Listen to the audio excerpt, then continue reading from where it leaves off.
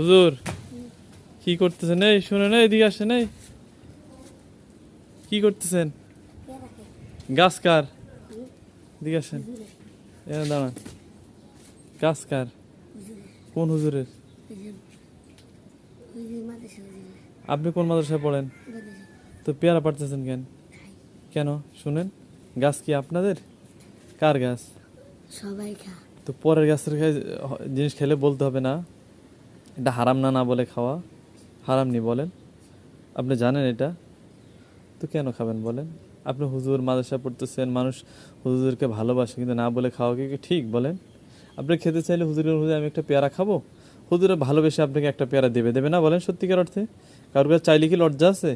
চুরি করলে লজ্জা আছে? সত্যি অর্থে আছে না? আপনি চাইবেন, চাইলে কোনো লজ্জা নেই, আপনি চাইতে পারেন, কিন্তু চুরি করলে লজ্জা আছে। যে কেউ দেখে আপনাকে বেঁধে আচ্ছা তরফে পিটা দেয়, তাহলে আপনার কাছে কেমন লাগবে? কেমন লাগবে বলেন? কেমন লাগবে? কথা বলেন, ভালো লাগবে? মুখে কথা বলেন। তাহলে আপনি কাজটা করছেন, কাজটাই ঠিক হয়েছে? আর করবেন কখনো? করতে নেই বাবা।